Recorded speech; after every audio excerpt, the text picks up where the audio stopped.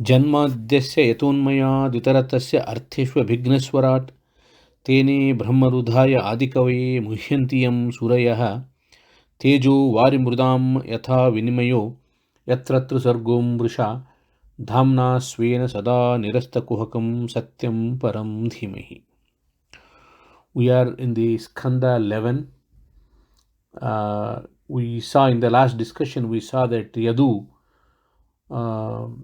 is asking questions to one of the Avadhutas about how he could be so happy even though he has nothing but except a kaupina, and but he was so happy in ecstasy kind of thing, ecstatic. And being a king, Yadu is not being a king. He is not that happy. So he has so many worries. So now, curious, Yadu asked him, "How could you be so happy?" So Avadhuta started answering. That answer itself is called Avadhuta Gita. We saw up to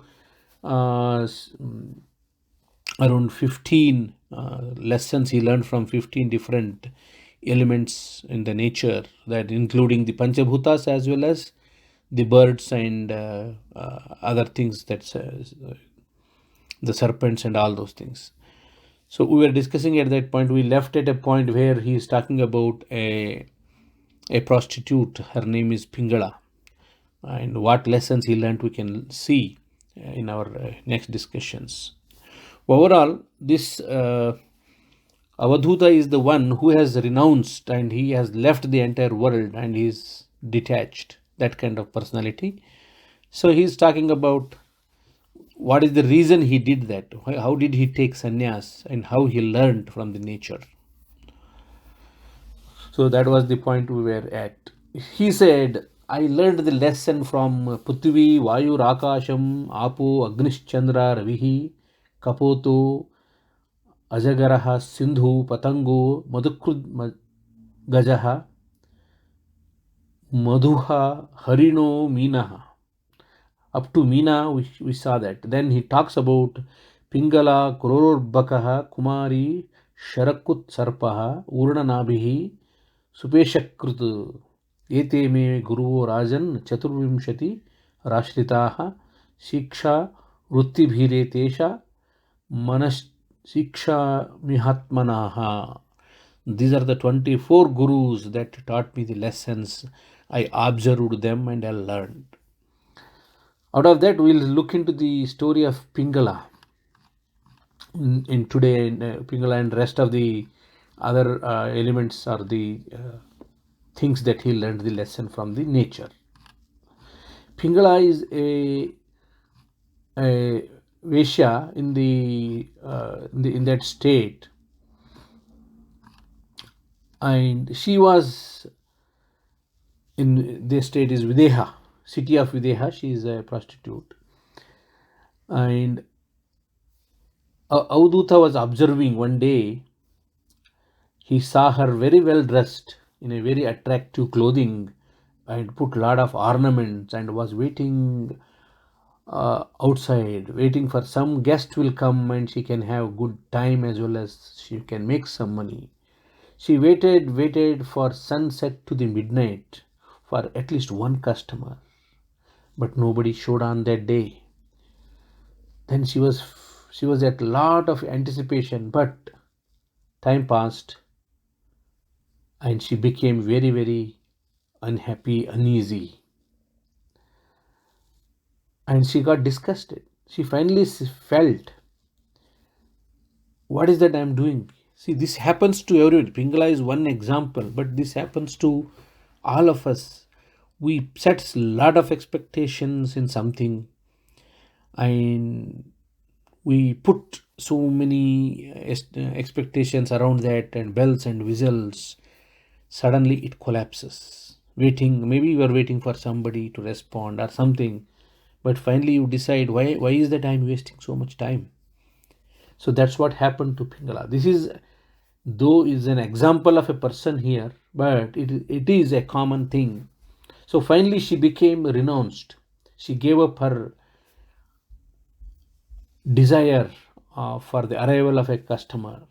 If he comes or if he comes, they show up, she may enjoy, but she doesn't want to wait. So she stopped doing that. Then she put her mind in performing good things, dharma related activities like rituals and haridhyana kind of thing. Then she attained herself a satisfaction, and she could do better things. She's also felt that whatever she has at this point, she's gratification was she developed. So Avadhuta says, from her waiting and her deciding not to wait more, then she went inside and then she performed whatever day-to-day activities without hankering. So from her, what he learnt is hopes for sense of gratifications are root cause of all the sufferings. Therefore, only one who has given up such hankering can fix himself in a meditation upon the Bhagavan and achieve a transcendental peace. So this is what I learned from, that's what Avadhuta says from that incident. Material desire is undoubtedly the cause of the greatest unhappiness as we see in our lives. A freedom from such desire is the cause of happiness. In fact, when we started the discussion of the stories, I did mention about a difference between pleasure and happiness. So this is where it comes to that point. Therefore, completely cutting one's desire off to enjoy so-called the mundane materialistic happiness, one can be happy. That's what happened with the Pingala also. That's what Avadhuta learned from this incident. Then Avadhuta talks about a bird. He calls it as a Kurara bird. This bird is a what we call this these white birds that fly in the sky, right? They come down, they pick the meat, some insect or something. When he saw one of that, he took the meat on the ground and it was flying. Behind that, there are so many other birds trying to snatch. It happened so that he was observing them. It happened so that all the other birds were after that. So finally, that bird felt, okay, I'm not going to win this rat race. So that bird left that meat from its mouth. Then rest of the birds left attacking this bird. So from that Kurara bird, Avadhuta felt, okay, if I acquire something, any materialistic possessions, that will bring more trouble. You see this happening every day. If a person gets rich, starts using expensive things, and especially in the context of India, it becomes too challenging to maintain those things because there are so many people want to snatch, maybe complain, fight for such things. So this is the day-to-day experience. Same thing he saw that in that bird when it was having a meat in its mouth. So many birds were attacking. Now he says that okay, he left it. The bird left that. So then he avoided the conflict. So Avadhuta felt that no, having possessions is the main cause for all these unnecessary fights. So that's how he left that possessing the things. So this may not be true applicable to the context because the current situation of the world is we need to have something, be prepared. See, the current social system is like that. So but grabbing too much and being greedy is not a good thing. Then Avadhuta talks about it from a child. He looks at a child so happily playing, and it doesn't have any fear of anything. The child thinks that the parents are there, mother is there, she will take care of this, and it's having fun. Whatever it is playing, it is playing and having fun. Finally, when it done the play, it destroyed everything, and as if nothing happened, it went towards her mother. So then, from that child, Avadhuta felt how this small child has no anxiety at all, because he considered the entire life as a game. The whatever he's playing is a game. So then this person, the Avadhuta, felt, okay, I should play my role in this world, having come here, as if it is a play. Then I can focus on the main purpose of worshipping the Bhagavan and experiencing the ecstasy, the transcendental meditation kind of thing. So ultimate happiness he can attain if he considers this materialistic world as just a mere play. That's what he learned from that child. Then Avadhuta is talking about another guru that he learned the lesson from. He talks about a young girl. This young girl having a bangles in her hand, bracelets, bangles. When she moves her hand, they were making noise. So happened that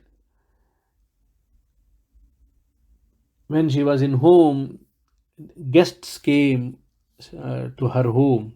Her parents are outside, so she invited the guest, and she wanted to offer some good rice and good thing for them. She came and inside the home and see that there is no rice left, so she wanted to make the rice, pondering the using this paddy. They make the rice. They put it uh, in a place, and they hit that so that it can separate the rice and the rice from the paddy kind of thing. So while she was beating the rice, these bangles started making the noise. Then she felt embarrassed. She was feeling that what that guest can think. They may think that I'm so poor because we don't have the rice, ready-made rice. So she took out one or two bangles and started again beating the rice, but still it was making the noise. This is happening in the her courtyard, and Avadhuta is sitting far away and watching.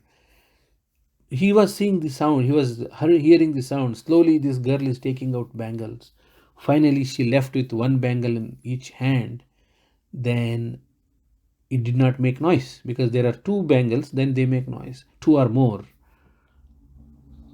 So two or more bangles can make the noise. So that means two or more people reside in the same place. Then the argument or the discussion starts, which is going to waste the time. A mutual quarrel or the gossip with somebody else is of no use. So Avadhuta felt, oh, it is always to be alone and be silent and focused on dhyana of the Bhagavan is the right thing to do, so that I can focus on whatever I want to do. Like this girl was focusing on getting the rice out of the paddy.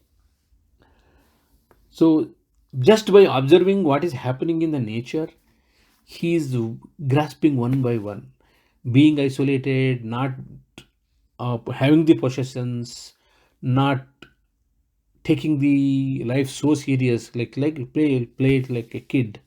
All these observations he's learning and grasping, and he's practiced. So that's how he could be so happy. That's what he's saying. Avadhuta is communicating to Yadu, the king. Then he says, I met a arrow maker. He saw this arrow maker and making the arrow with a lot of focus, making it sharp and looking at focused and Then there was a procession going on outside this arrow maker's place, but he did not even look at that because his focus was on making that arrow sharp and neat and perfect. And the king was going on the street with a lot of procession, but this guy did not. For arrow maker, it did not matter. Observing this, he felt, whatever I do, if I focus without distraction, whatever is happening in this world, if I focus on my work, not bothering about other things, that will result into the good results. That's what he felt learned from the arrow maker. So he says, in the same way as this arrow maker is focused, one must strictly control one's mind, concentrating in the worship of Bhagavan, Sri Hari, then we can attain the moksha, or maybe transcendental peace kind of thing. So like that, he learned one more lesson about the focus from the arrow maker. Then he talks about a serpent. This serpent, he saw, it is moves alone. Serpent moves itself, and it doesn't make its own house. It doesn't stay at one place. It goes to a place where there is no fixed residence for it. It is careful and it will move around. It doesn't even reveal its movements, and it will go and occupy some place where there is no much disturbance, in a quiet place. Then, observing this by a serpent, he felt, I also should not have a home or anything. I should go wherever this is easy to go and sleep. I should not have my home. So this is Avadhuta is talking about this. This may not be practically possible in day-to-day situations. Now, being homeless is not a right thing now in current situation. So Avadhuta learnt saying that I should not be staying at one place. Most of the sannyasis, they don't stay 3 days at a one place. Even I heard that Swami Vivekananda never wanted to stay at one place. He always moved around. And we see recent sannyasis also do that. They don't settle down. It is a different case for the Mathadipatis. They will have their own setups. Sannyasi is different and Mathadipatis are different. He is talking about Avadhutas, right? So like that, he decided, like a serpent, I need to not to have a home or any place, move around, be happy, and wherever it is convenient, he will stay and again continue the movement. Then he saw a spider. This is very interesting. The spider thing appeared once in chapter 5 or Skanda 4 or 5. There's a separate, I think we discussed about that. In that skanda, they mentioned about the way spider waves its web for a long time, then it starts rewinding. That means taking entire web back into its mouth. Bhagavan also manifests this world the way spider does. So here also they talk about the same concept. Avadhuta saw the spider weaving its web, making it beautiful, attracting lot of insects. After its job is done, the creation is done, maintenance is done, the destruction started, and spider took entire thing, whatever it waved, this web, into its mouth and cleaned off. So he saw that. He saw it withdrawing everything in its mouth. Same thing he felt. Bhagavan is also doing the same thing. He creates from out of himself a whole universe and then winds it up to himself. So this is all the Maya of Bhagavan. So whatever is happening in this world is all by him. We are just a pawns in this, just an actor. So he should do the acting here and go get out. So like this, anything he saw, he got the information from that and applicable to the life. Then he saw a weak insect. It's called Peshaskrut wasp. Peshaskrut. Avadhuta saw the wasp. This brings a small insect and keeps it and makes it fearful. Then that small insect, whichever comes, it acts like as if observing this insect, this one wasp, it acts like as if it is also wasp.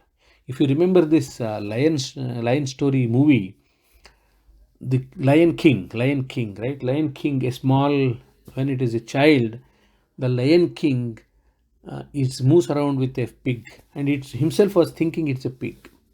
So same thing is happening with the wasp here. The one any insect it has picked up, it is so scared that it behaves like a wasp because it hears. So what Avadhuta felt is whether a hatred, affection, or a fear, any person doing that, any living entity under these things of attraction, affection, hatred, fear, they attain the same in their next life. So if you start hating somebody for so intense, then you become the same in the next life. If you start loving anything so much, Jada Bharata story, we saw that, right? He happened to take a birth as deer in next life. So same thing it happens even you hate or you have so much affection. All these things will bring the next life identity into the whatever you were intensely doing. So he felt this is a fix. So he doesn't want to do that. Neither he is so attached to anything, nor he is hating anything. But in the current world, what we see is we are always highly opinionated. This is the best way. This is the person, best guy. This is something we focus. Or we started hating particular person or a community or particular things. Because of that, we start imbibing those characters which you really hated. So he felt I should not be doing this. So he's slowly withdrawing himself from the materialistic world, seeing that way, he's learning the lesson and he is practicing. So as per Avadhuta, whatever the nature is revealing has the messages. Just observe the things, learn from it. That is this entire manifestation is for that purpose only. He thinks entire universe is teaching us a lesson. Though this entire world has Maya and the behavior of those things because of the Maya, you can learn the lesson. And Avadhuta, because he is a good observer, he could learn the lessons. That's what he says.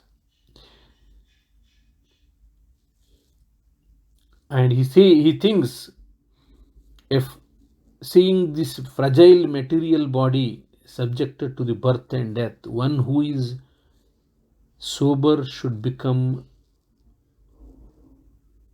try to avoid material attachment, especially with this bodily attachment, and should properly use a gift that Bhagavan has given, human life. Manava janma doddado, ida hani madali badi huchappagalira. A statement in Kannada poetry by Dasaru is the same thing here. Avadhuta also felt the same. So he thinks be detached as much as possible, focus on the goal, then I can achieve my eternal happiness.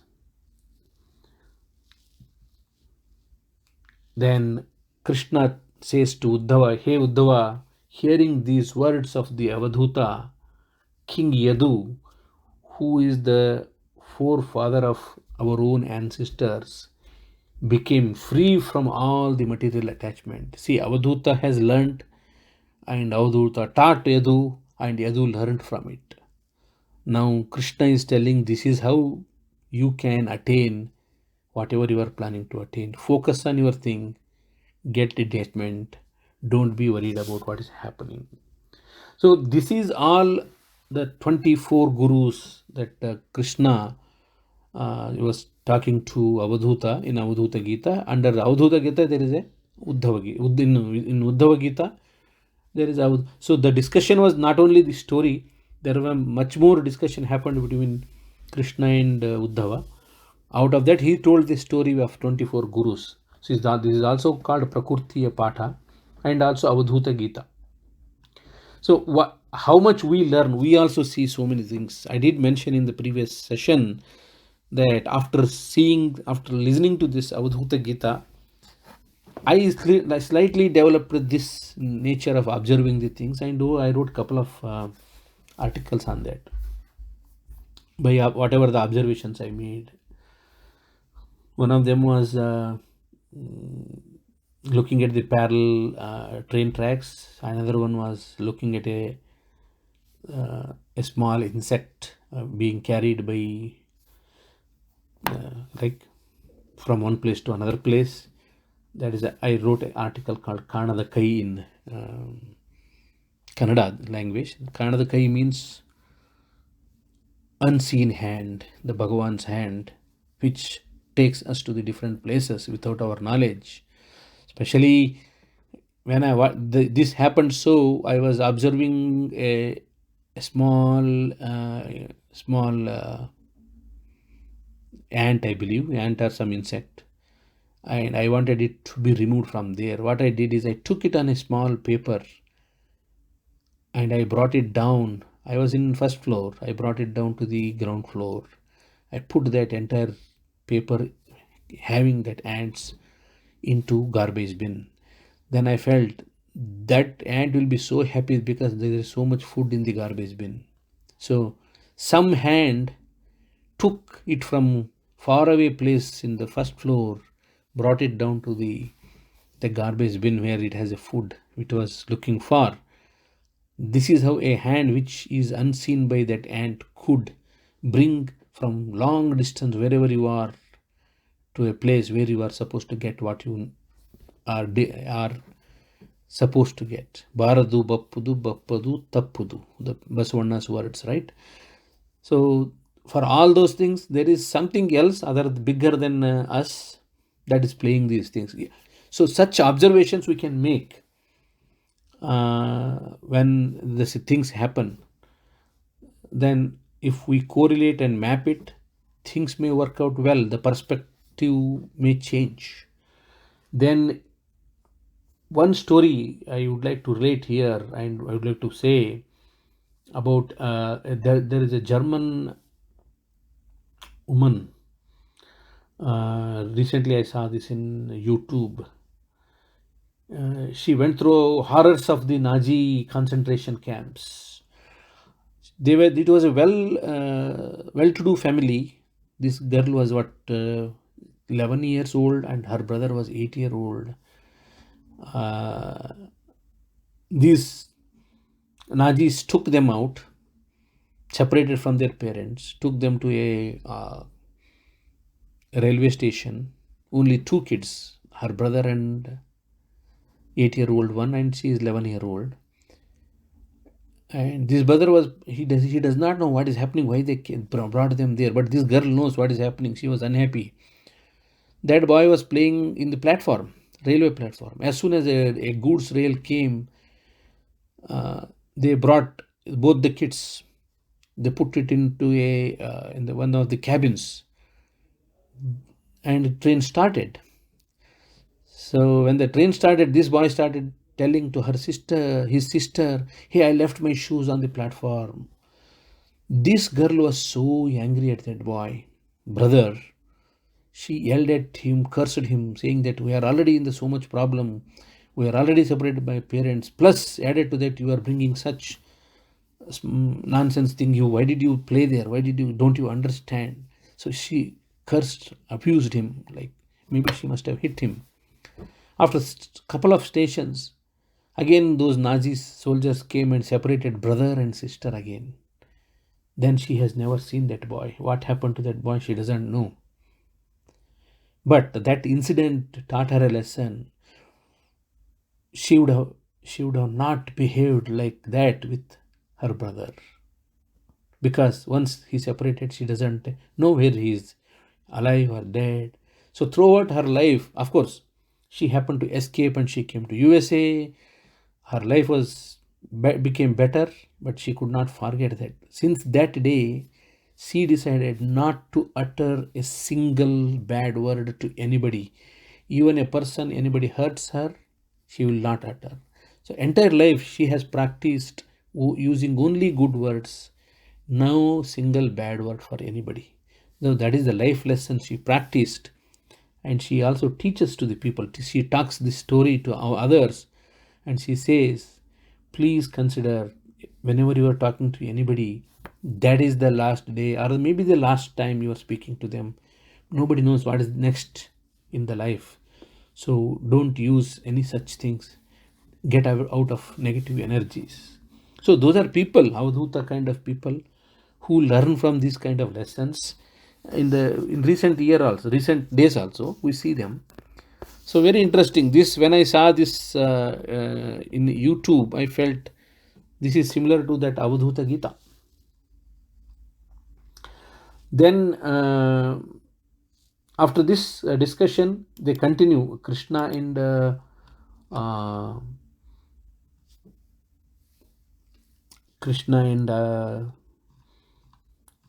Uddhava, they started discussing further other things other than Avadhuta Gita, what the story of all these 24 gurus. Then Uddhava has a couple more questions related to whatever the teachings he has done.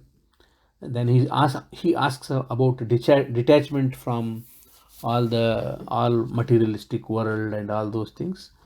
Then Krishna talks about some more details, how Bhagavata dharma should be, and what should be the nature of the activities we perform, Bhagavata dharmas.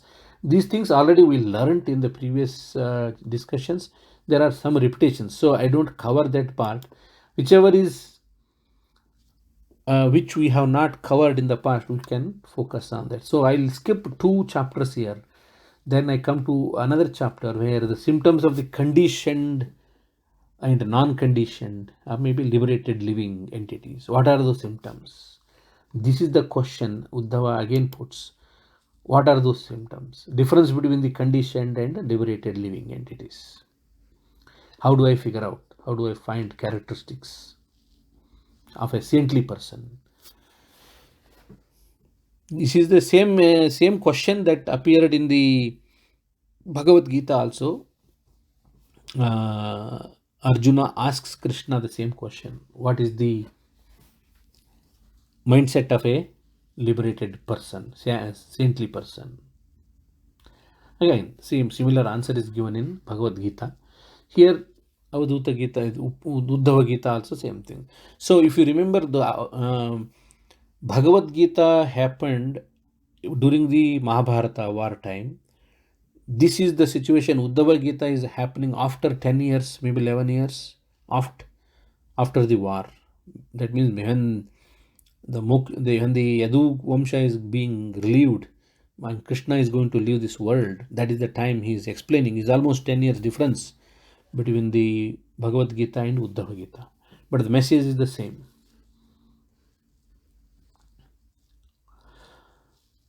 Bhagavan says, the spirit soul is part and parcel of the Bhagavan. At the early start of the world, everything is within his stomach.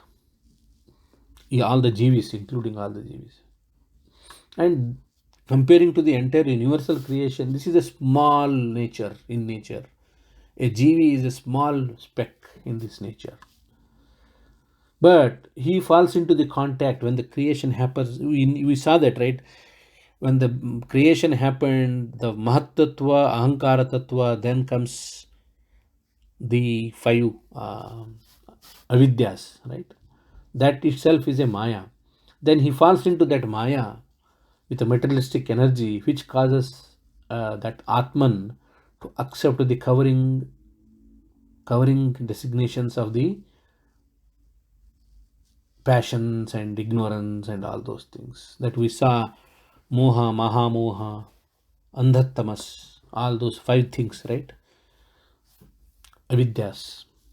Because of that, he starts becoming more indulged into this materialistic world. Then the soul, the Atman, will be bound up since time immemorial till the creation ends. But when a Atman identifies thinking that a pure devotion is the better way to service Bhagavan, then he can be separated. That's the liberated and non-liberated souls. So transcendental knowledge is the cause of the living entities get rid of this materialistic world. That is, getting a liberation is knowledge. Transcendental knowledge is the only way to get liberated. And ignorance is the only one cause of the bondage. That is the simple difference he makes there, right? The difference between the conditioned mind and liberated mind. Both knowledge, the transcendental knowledge, and the ignorance are produced by the Maya. That is Maya of the Krishna, Leela of the Krishna. The living entities who become attracted to the modes of the nature, that's where they get the ego, affections, attractions, all those things. And that is a trap. Then they start enjoying this, having the misery, confusion, all the distress because of that. So one more thing he talks about, this is very interesting. This is also from a Upanishad. Suparna vetau sadrushau sukhayau yadruchaitau krutanidau cha vrukshe ekastayo khadati pippalannaha manyo nirannopi balen bhuyan. This is, he's talking about Dvasuparna. This is the very famous principle. If you search for Dvasuparna in Google, you find so many literature on that. Here he says, Jiva, there are 2 birds. If you remember the poem from Purandara Dasaru, Budubudi, there is a Budubudika song, they call it as Bidu Bidu. He talks about there are 2 birds sitting on one tree, and then one bird is eating the fruit, another bird is observing it. The bird who has eaten the fruit is suffering, the other one is becoming stronger. He talks about 2 birds concept on a tree. Then in that poem, in that Purandara Dasaru Pada, it takes us to so many beautiful things. If we get the time, we can analyze that also. It is nothing but the same. It is coming from the Upanishads somewhere. The same sentences are here in the Bhagavad Puran. Both Jiva and the Isha, super soul, reside in the same tree, that is a body, human body, or any matter of fact, any living animals. There are 2 things. One is Jiva is there, another one is Atma is there. Jiva is the Mitra, friend. He is always there with us, but we don't recognize them. But the difference between those 2 birds is that the super soul, the Bhagavan, the Jiva, Isha, he is fully cognizant. He does not indulge in any enjoying the fruits of the materialistic karma phala, right? He doesn't do anything, but remains simply as a witness, observer. Whereas the smallest speck, the jivatma, a conditioned soul who is being ignorant because of the Maya, suffers the consequence of his own karma. But if the jivatma is focuses on getting out of this in the transcendent knowledge, he can get out of it. The Isha,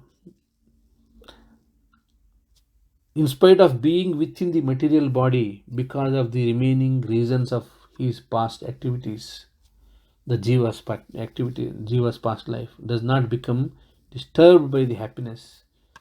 Or jiva, though it is always existing with Isha is always existing with the jiva, he will not be part of the same repetition, he says.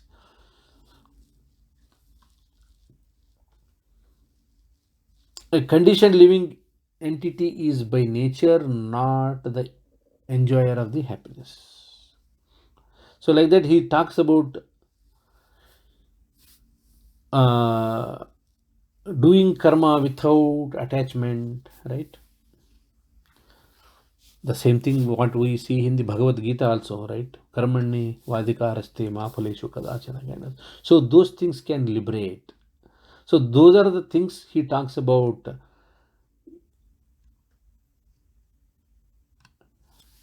How the liberated and unliberated souls can differentiate between the attachment in this world, and again this it is the same repetition of the things, lot of things coming back in the discussions.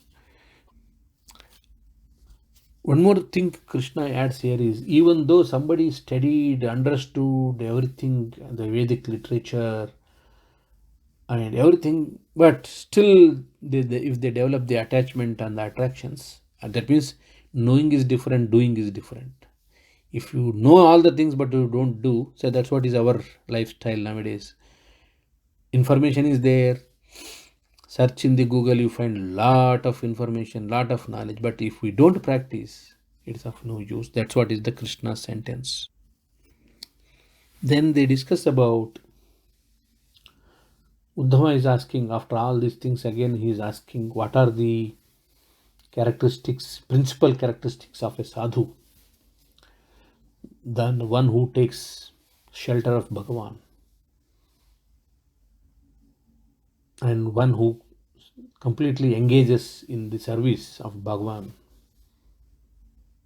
understanding him as the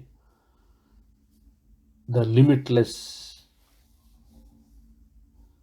source of energy, how he performs his devotion. So to that, Krishna says there are 64 kinds of activities that sadhus perform. Among them are seeing, touching, worshipping, serving, glorifying Bhagavan, developing attachment for hearing of the Purana, Shravana, Kirtana, right? Always in the being in the meditation, offering everything one acquires to Bhagavan, everything saying Krishna Arpanamastu, doing and accepting things, and always being the dasa of accepting the oneself to be the Lord's servant, dasa bhava, offering the Lord one's heart and soul, engaging in glorification of the Bhagavan, observing all the rituals, performing festivals, celebrating all varieties of nature specific functions,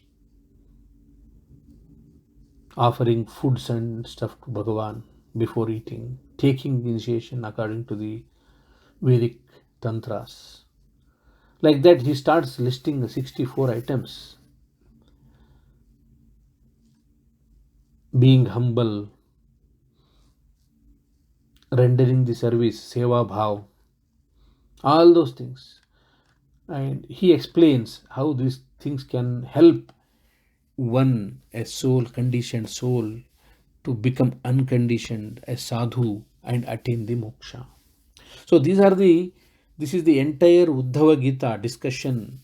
It is very lengthy, but in the simplified way, this is what Krishna explained Uddhava. Uddhava learnt it, practiced it. Then when he met with Vidura in Prabhasa, after departure of Krishna, they meet, Uddhava and Vidura meet. Maitreya also. Maitreya is one more guy who got this knowledge from Krishna. So all these people who learned those things from Krishna or the Vedas, they communicated that message in the form of the discussions, the stories. That we saw that in chapter 3, Skanda 3, Maitreya and Vidura being discussing about these things. So now this is one portion of Skanda 11, where it is called Uddhava Gita. Inside is the Avadhuta Gita kind of thing. It contains a lot of messages and directions for the life. So we'll conclude these discussions between them, between Uddhava and Krishna, and we can go to the next stories in the next session. Till then, Sri Krishna Arpanamastu.